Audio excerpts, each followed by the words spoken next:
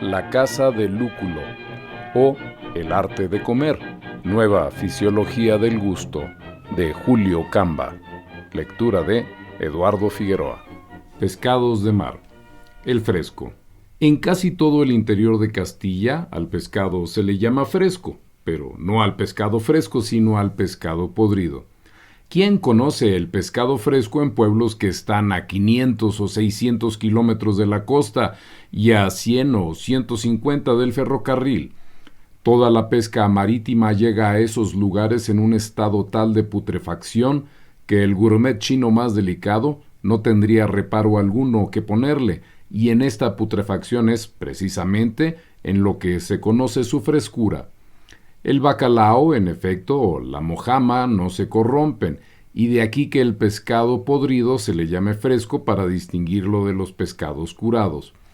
Yo recuerdo una noche que en Medina del Riosco me ofrecieron para cenar chuletas de merlucilla. Habíamos salido en automóvil de Covadonga, al caer de la tarde, por el prodigioso puerto de Pontón, y pensábamos dormir en Valladolid. ¿Merlucilla?, pensé yo.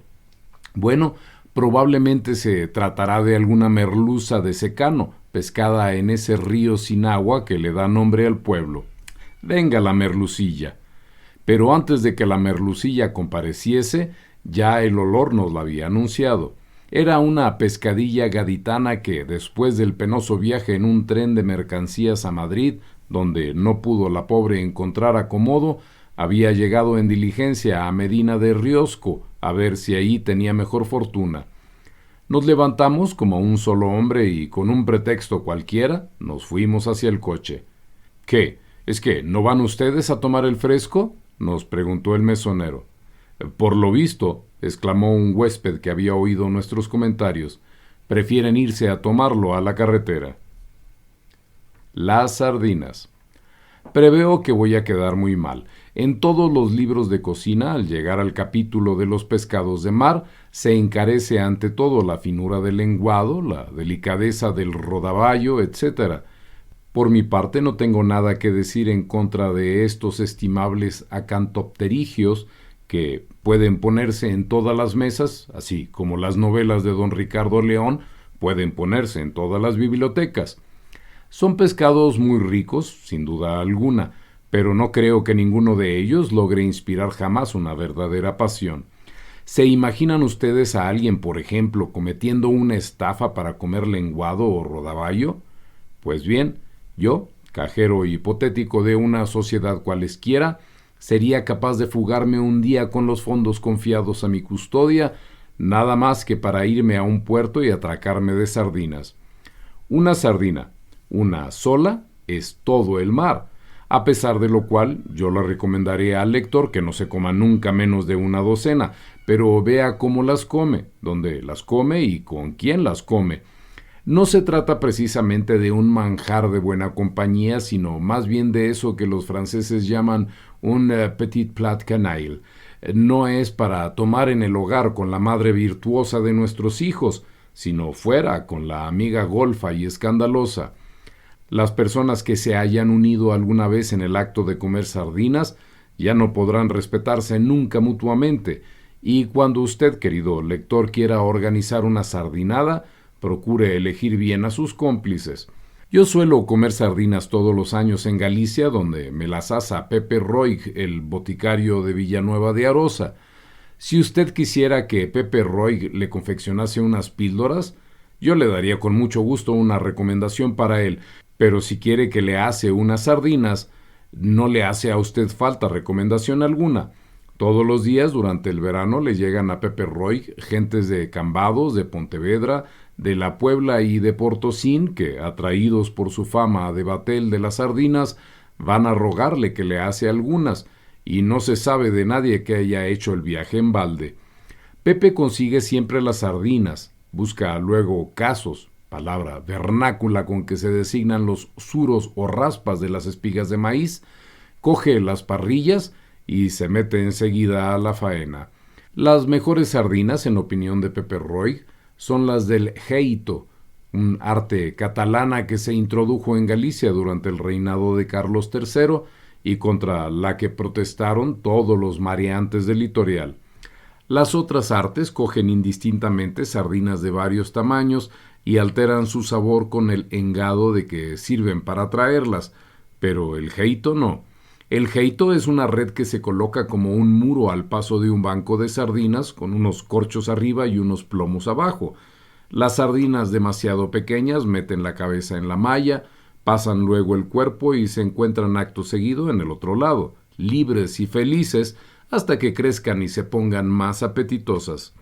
Las demasiado grandes, no pudiendo introducir en la malla toda la cabeza, se quedan libres también, aunque si en el mundo de las sardinas existe algo de ternura familiar, su libertad no debe de serles muy ligera al verse alejadas de la prole sin saber hasta cuándo.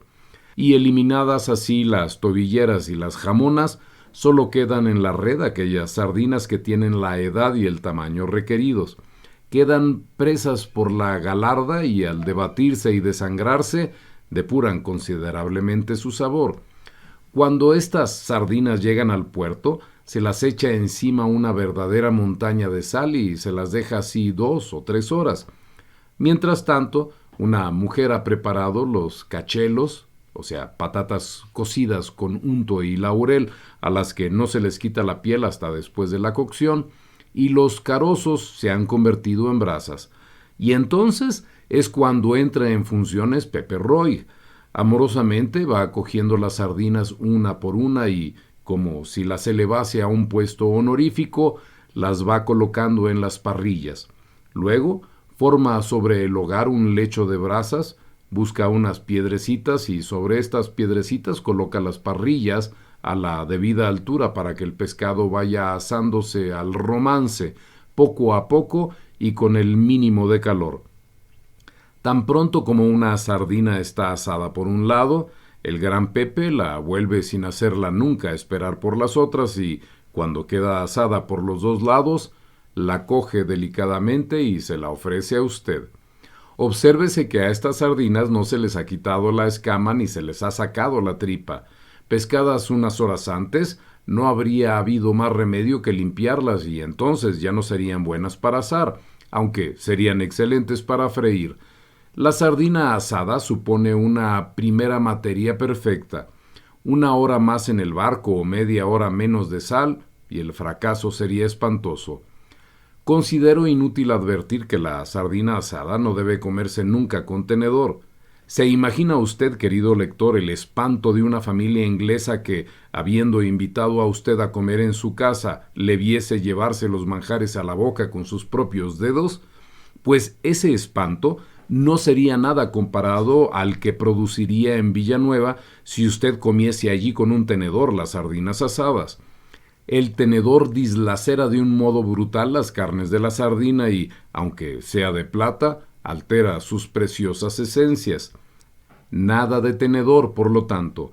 Esa invención italiana, especie de mano artificial, sirve para ahorrar la natural cuando se trata de una comida mediocre, pero en las grandes ocasiones no hay que andarse con remilgos. Coja usted su sardina con los dedos, colóquela encima de un cachelo y siga esta regla de oro.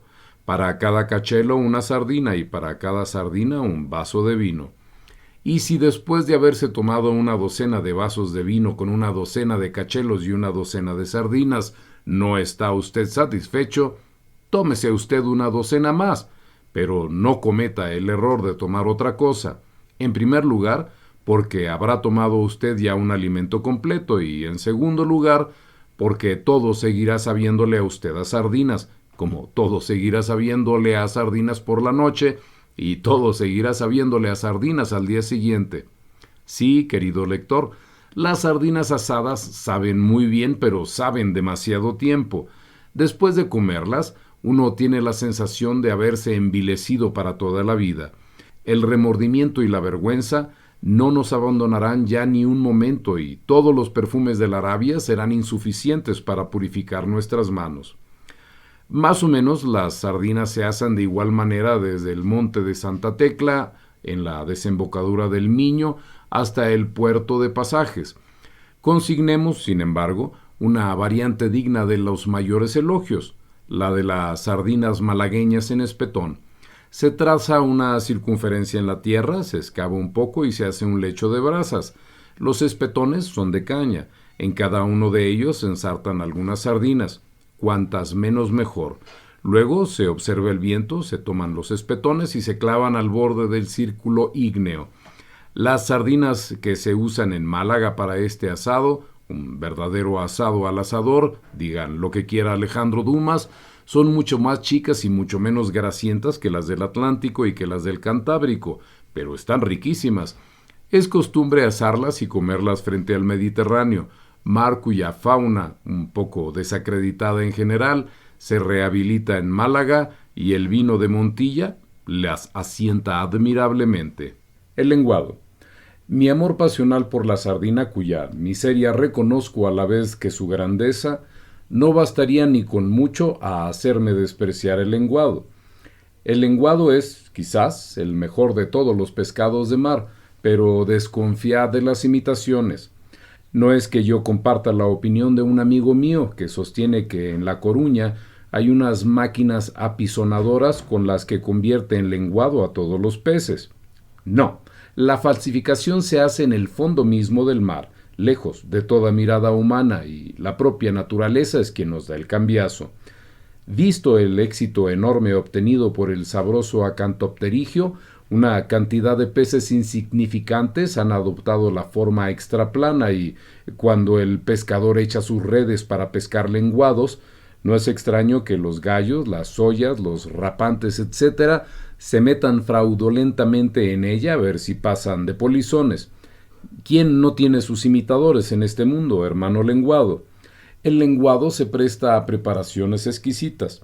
En cualquier libro de cocina encontrará usted, amigo lector, las recetas del lenguado Margay, del lenguado Joinville, del lenguado Mornay, etc., pero por razones que expongo en otra parte, no le aconsejaré a usted que ensaye ninguna de ellas. Nada de eso.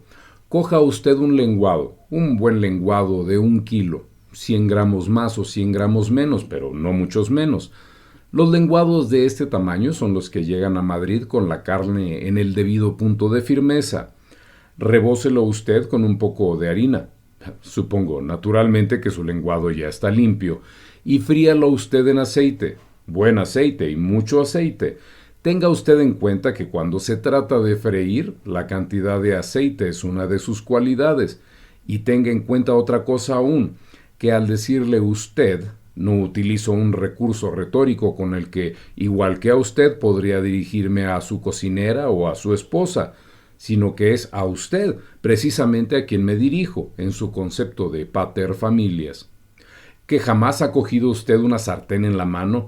No se preocupe usted, la operación de freír un lenguado no necesita técnica, sino valor, y el valor pasa a ser uno de los privilegios de nuestro sexo. Es un acto de virilidad y no otra cosa lo que se solicita de usted, amigo lector. Su esposa le diría a usted que yo no sé una palabra de cocina y que es una barbaridad malgastar tanto aceite para freír un lenguado, y su cocinera escamotearía las 4/5 del precioso líquido. Ay, si en España se conociese el arte de la grillade. Cuando en Londres o en París yo me he encontrado con un buen lenguado de Dover o de Dieppe, he solido despreciar las habilidades del cocinero, por bueno que fuese, y he dispuesto sencillamente que me asaran el lenguado a la parrilla, pero la grillade, que parece el más primitivo de los procedimientos culinarios, es hoy uno de los más difíciles. Y ya nos hemos extendido bastante sobre el lenguado, palabra que en portugués, además de significar lenguado, significa cuartilla de escribir. El besugo. Un día, un amigo mío penetró en cierto establecimiento de comidas y al pasar ante una mesa donde toda la familia se hallaba congregada en torno a un besugo asado, se quitó el sombrero y saludó cortésmente. El que parecía presidir aquel conjunto de afines ascendientes, descendientes y colaterales, respondió al saludo y se levantó. Perdone usted, le dijo a mi amigo, pero no caigo. ¿Sería usted tan amable que me recordase en qué ocasión nos hemos conocido? ¿En qué ocasión nos hemos conocido? La verdad, exclamó mi amigo, Yo no tengo la menor idea de que nos hayamos conocido nunca. Ah, vamos, entonces es que ha saludado usted a mi mujer o a alguna de mis hijas. Tampoco, respondió mi amigo. Pues ¿a quién ha saludado usted? Preguntó cada vez más intrigado el jefe de la familia saludada. Y mi amigo, modestamente, le dijo, he saludado al besugo. ¿Al besugo? Sí, al besugo. ¿Le sorprende a usted? Este besugo que ustedes van a comerse de una manera tan frívola es un viejo amigo mío. Hace más de 2 semanas que yo lo veo a diario en esta misma fuente, con esta misma decoración de perejil y esas mismas incrustaciones de limón. Las gentes que pasaban ante el escaparate lo tomaban por un besugo de porcelana, pero yo estaba en el secreto. En fuerza de verlo tan a menudo llegué a tomarle cariño, y ahora, al pasar ante él, me pareció que el pobre me dirigía una mirada de despedida. Por eso lo saludé. En muchas tabernas madrileñas es costumbre asar los besugos de un mes para el otro, pero yo no le recomendaría a la lectora que procediese en su casa de igual manera, ya que el popular acantopterigio no necesita ni con mucho una preparación tan larga. El besugo es el más madrileño de todos los pescados de mar. Proviene generalmente del Atlántico y del Cantábrico, pero yo sospecho que no se encuentra a gusto mientras no llega a Madrid y lo ponen al horno, y por eso, sin duda, es por lo que se deja pescar tan fácilmente. Durante la noche de Nochebuena, Madrid consume millares y millares de besugos, unos asados, otros quemados y otros carbonizados. Los que están simplemente asados son los mejores, y de ellos, más que de ninguna otra cosa, se puede decir que tienen un lado malo y un lado bueno. El lado superior, moreno y tostadizo, es en realidad el único lado comestible del besugo. El que se encuentra en contacto con la cazuela debe permanecer en ella. Cada concha incrustada en la cueva donde amamos su particularidad. Uno tiene la púrpura de nuestras almas, robado de la sangre de nuestras hermanas, cuando me queme, cuando te enciendas. Es otro efecto tu languidez y tu palidez, mientras cansada me culpas por mis ojos burlones. Él es el centro de la gracia, de tu oído y tu cuello rosado, corto y regordete. Pero una, entre otra cosa, me preocupaba. Pablo Verlaine. Algunos crustáceos. Hay 2 clases de langostas. La langosta propiamente dicha, que no tiene pinzas, y el lumbrigant, que los franceses llaman homard, y es como un enorme cangrejo de río. Víctor Hugo no distinguía entre una langosta y otra y, según cuentan sus biógrafos, solía comerse ambas con el caparazón, pero esto no pasa de ser un rasgo de poeta y se caracterizaba como tal por su perfecta inutilidad práctica. El caparazón de los crustáceos, en efecto, carece de todo sabor. La langosta está excelente de cualquier modo. Un buen coñac le sienta de perlas. Langosta a la americana o armoricana, langosta a la Neuburg, etc. Pero ningún líquido le va tan bien como su propia sangre. Por eso conviene adquirir siempre langostas verdaderamente vivas y no langostas de resorte ni langostas animadas por el procedimiento de Galvani. La catalana es una riquísima preparación española de la langosta. Nada, sin embargo, tan sencillo ni tan rico como una langosta asada en su propia cáscara sobre las brasas. Preparaciones recomendables que encontrará el lector en cualquier libro de cocina y especialmente en la guía culinaria de Monsieur Escoffier: langosta cardinal, langosta termidor, langosta parisiense, langosta Trouville. No hay duda alguna de que la langosta es el mejor de los crustáceos, pero algo tendrá el langostino cuando los condenados a muerte le otorgan siempre su preferencia. Un crimen espantoso ha estremecido a toda una comarca. Por una peseta 25 céntimos, un hombre mató a sartenazos a su suegra, y claro está que la hizo sufrir mucho, aunque verdaderamente cuando se cobra tan poco por los crímenes, no se debe tener un instrumental muy especializado. Los ciegos sacaron del suceso coplas espeluznantes, y el fiscal, en cuya opinión los crímenes muy lucrativos deben ser objeto de una mención honorífica, no otra cosa en efecto podría deducirse de su insistencia al señalar como un agravante lo módico de la cantidad percibida por el asesino. logró que éste fuese condenado a la última pena. Ya está armado en un patio de la prisión el tinglado siniestro.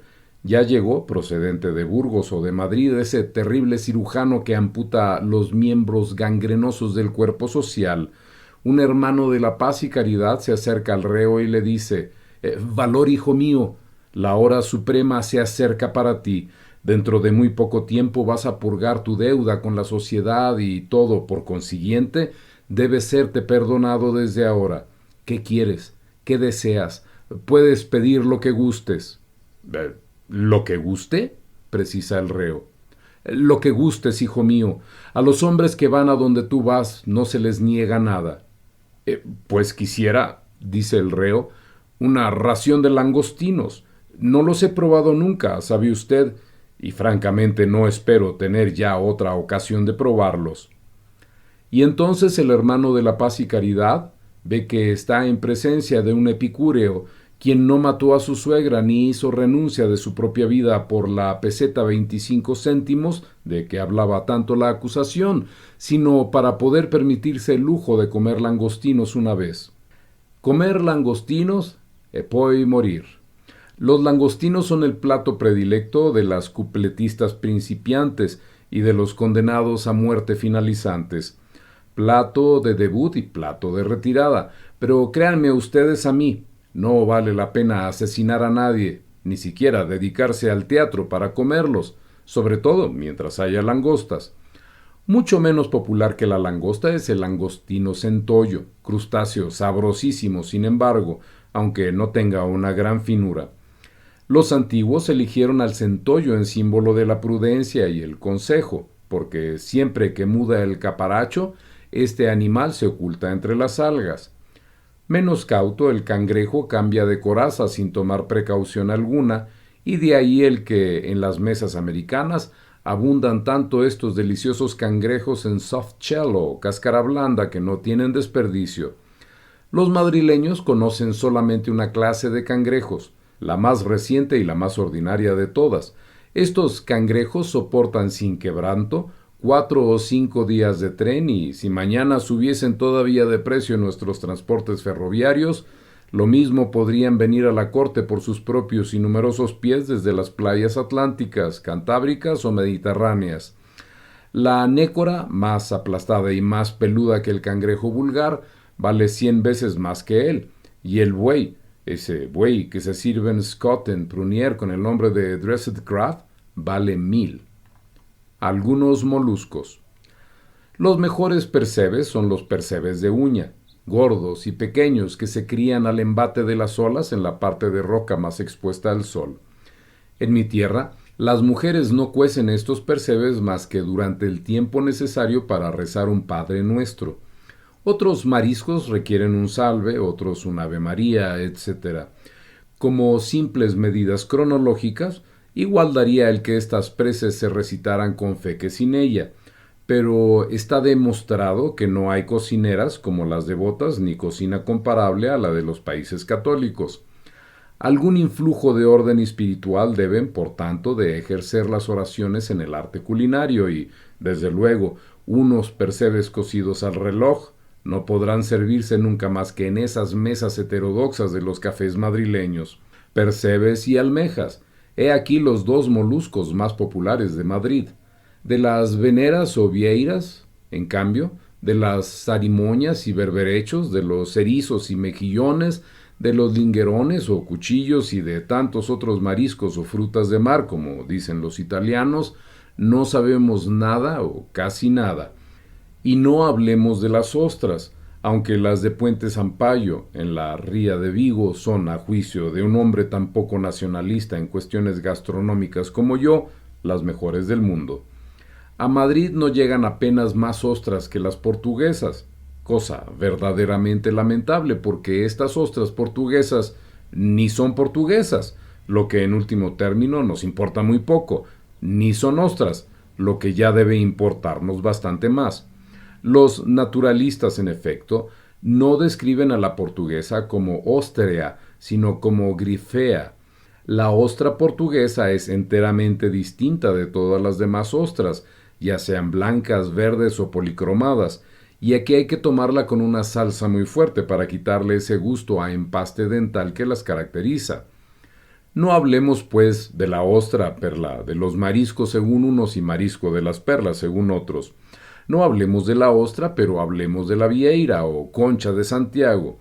Los peregrinos que la adoptaron como símbolo ignoraban probablemente que la vieira era el famoso Pecten Veneris y que Afrodita, al surgir de la espuma del mar, se había alisado los cabellos con una de sus valvas.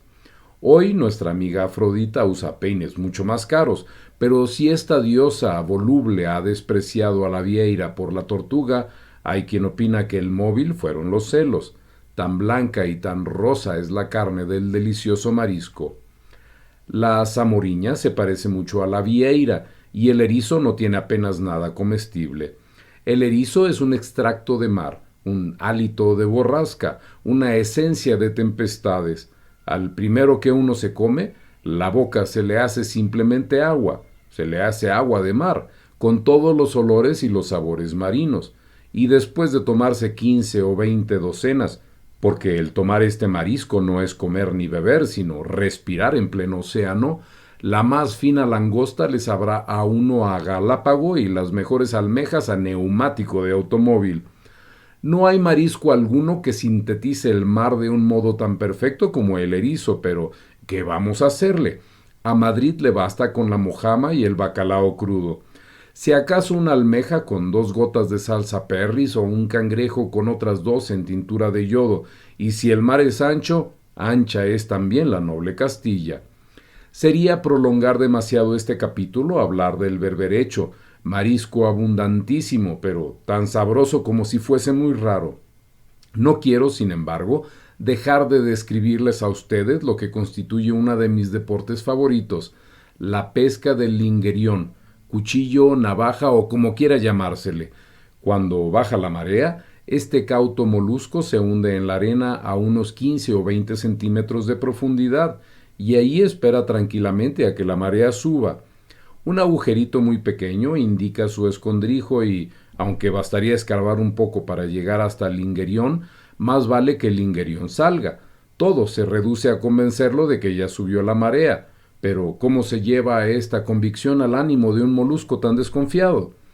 Advirtiendo previamente que yo no soy el autor del truco, y no por temor a una venganza de los lingueriones, sino porque no me gusta atribuirme méritos ajenos, se lo explicaré a ustedes.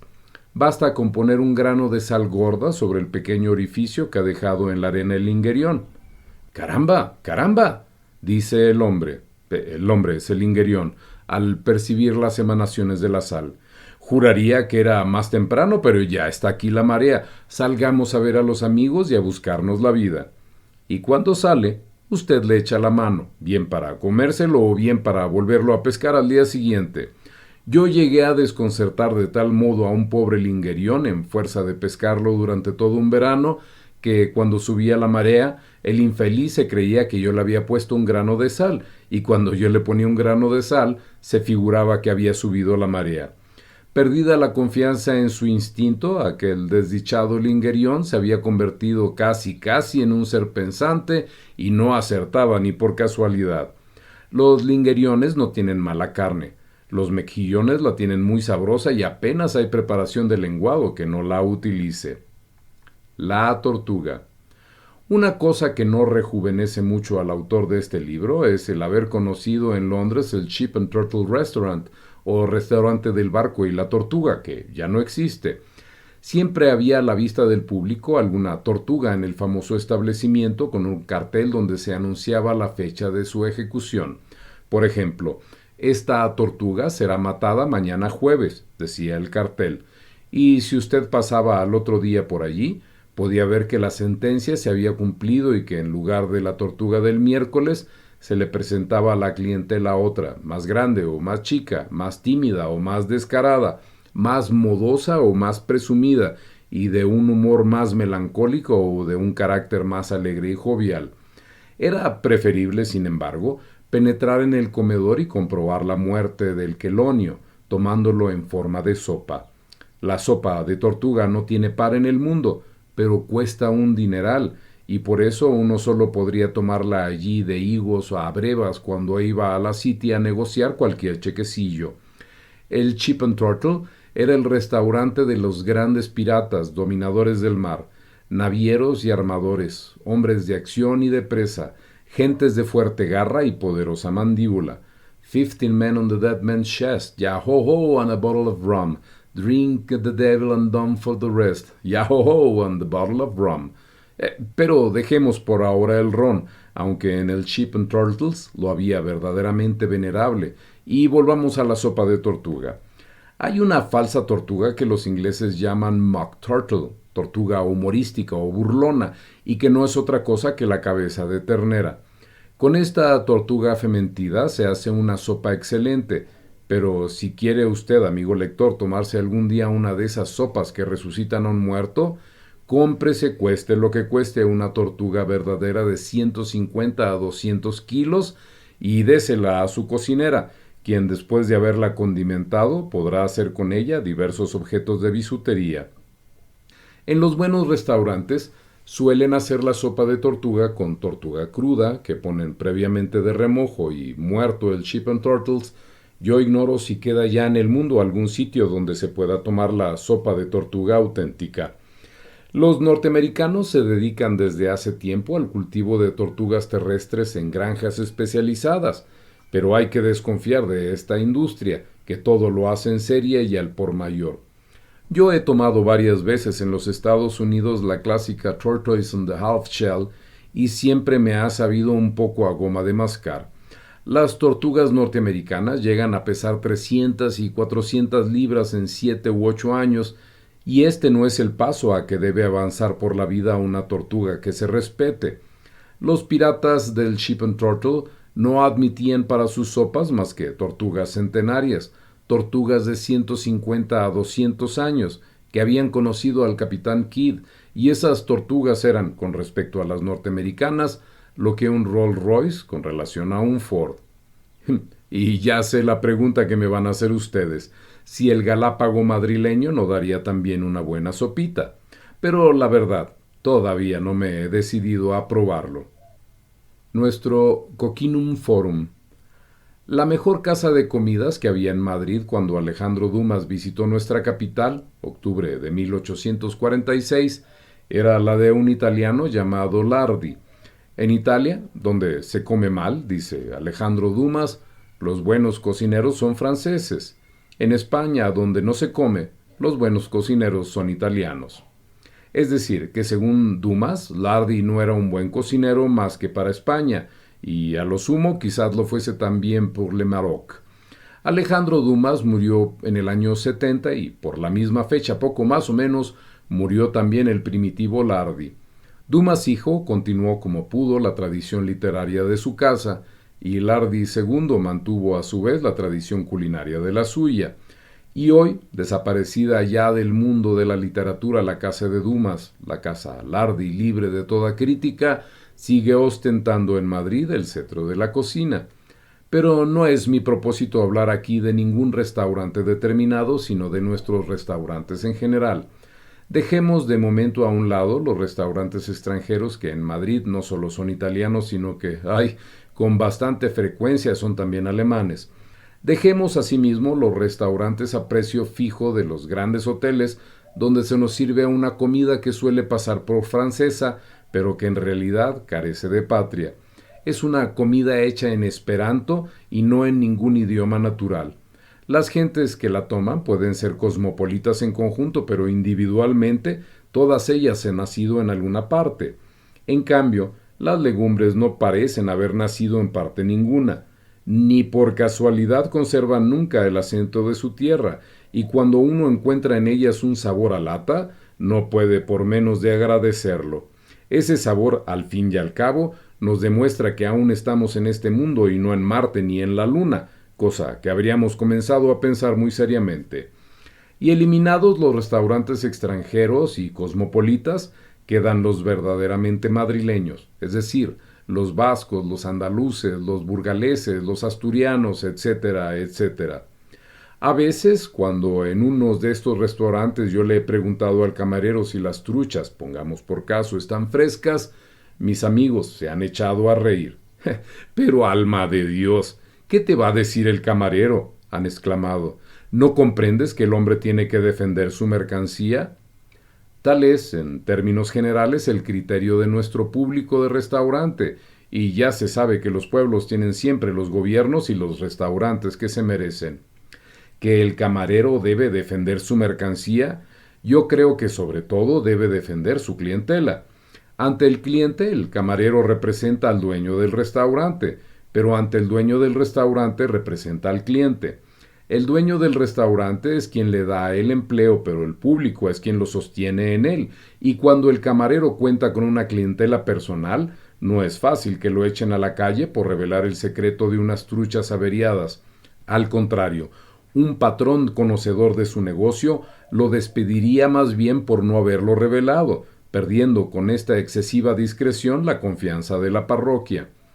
Monsieur Escoffier, uno de las grandes figuras de la cocina moderna, decía que a la puerta de cada restaurante debería inscribirse esta máxima en letras de oro: el cliente siempre tiene la razón.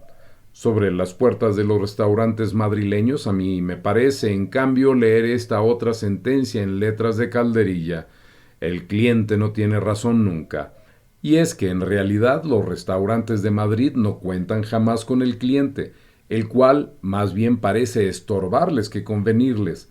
Son restaurantes organizados para la comida de los patronos, los camareros, los cocineros y los pinches, y donde, en caso necesario y por aquello que de donde comen 3 comen 4, se pueden servir también a algunas personas extrañas, pero no a muchas.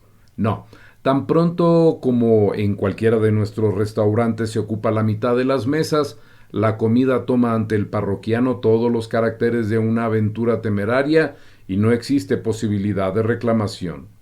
¿No ve usted?, le dicen a uno los camareros, las gentes que hay en la casa. Por mi parte, lo único que veo en estas ocasiones es la gente que no hay, la gente que falta para cocinar y para servir. Creo que en un restaurante de 20 mesas solo debe constituir un problema el público de la mesa 21, y si huyo de los restaurantes desiertos, porque en ellos la merluza espera a veces demasiado tiempo por el comensal, huyo más velozmente aún de los concurridos, porque en ellos es el comensal quien tiene que esperar indefinidamente por la merluza para que luego le digan que se ha acabado o para que se la sirvan carbonizada. Absurdos restaurantes estos restaurantes de Madrid con una pequeña cocina familiar y una sala enorme para banquetes, bodas y bautizos. ¿Qué hay de comer?, le pregunta uno al camarero. Hay de todo, contesta solemnemente el interrogado. Pero no vaya a figurarse el lector que hay nidos de salangana o jorobas de bisonte. No, al decir que hay de todo, lo que realmente quiere significar el camarero es que no hay de nada, y que como no hay de nada, puede freírle a usted un par de huevos, hacerle una tortilla o prepararle un bistec. Usted preferiría quizás un platito menos vulgar y más elaborado, algo que verdaderamente fuese de cocina, pero el camarero desprecia las fantasías culinarias. Aquí, le dice usted con orgullo, aquí, le dice a usted con orgullo, todo se hace al momento. Y para que usted elija, deposita sobre su mesa un tratado de historia natural en varios capítulos. Aves, pescados, carnes, mariscos, legumbres, caza. Es la lista de las cosas que pudiera haber en el establecimiento si fuese la época de vida y esas cosas hubiesen venido al mercado y se hubiesen enviado por ellas. En esa lista se compendia toda nuestra flora y toda nuestra fauna, pero a pesar de tanta abundancia, usted acaba por lanzarse desesperadamente sobre el clásico bistec o sobre la tortilla tradicional. Ya sé que más de un establecimiento acostumbra a dar a sus clientes grandes paellas a la valenciana los lunes, pote gallegos los martes, callos a la andaluza los miércoles, fabada asturiana los jueves, bacalao a la vizcaína los viernes, etc. Pero eso es política federal más que cocina regional. También hay menús cuaresmales para los católicos que carecen de bula y meriendas de promiscuidad para los librepensadores. Nuestra cocina, como digo, en otra parte de este mismo libro, está llena de ajo y de preocupaciones religiosas y por si esto fuera poco, el estúpido siglo XIX le ha añadido las preocupaciones antirreligiosas y los prejuicios políticos. Pero no quiero terminar esta síntesis descriptiva de nuestros establecimientos culinarios sin hacer una mención especial de los más típicos, las tascas y los cafés. En las tascas, la tradición popular no ha sufrido todavía grandes adulteraciones. Sus guisotes son plebeyos, pero tienen carácter. Su público es bajo, pero posee una distinción innata que Ford elogiaba tanto en el pueblo español. En realidad, tanto la cocina como el público de nuestros restaurantes más pretenciosos no pasan de ser generalmente una cocina y un público de tasca de sustanciados. Por lo que respecta a los cafés, considerados como casas de comida, sus clientes han estado divididos durante mucho tiempo en dos grandes facciones, los partidarios del bistec y los partidarios de la media tostada, hasta que surgió un hombre que, fusionando la media tostada con el bistec, puso término a las añudas banderías. De este hombre providencial no sabemos casi nada y lo sabemos casi todo. Es decir, sabemos que en el café que frecuentaba se conocía por Don Pepito, y este diminutivo respetuoso nos revela a la vez la autoridad que había adquirido y el afecto que había inspirado. Un día don Pepito solicitó del mozo que en vez de un bistec entero le sirviese un cachito de bistec entre dos medios panecillos.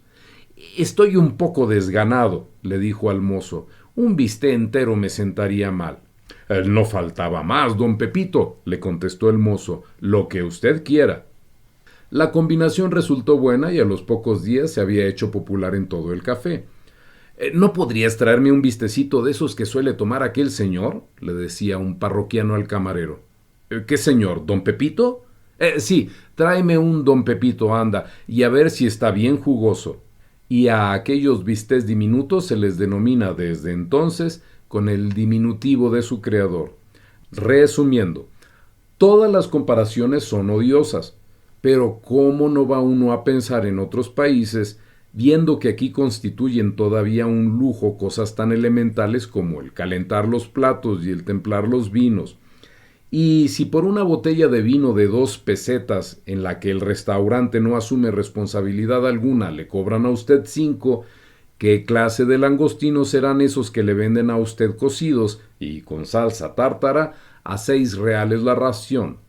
Horroriza el pensarlo, amigo lector, horroriza el pensarlo de igual modo que horroriza ver al camarero llevar las fuentes sin bandeja, sumergiendo en la salsa el dedo gordo como una tajada más.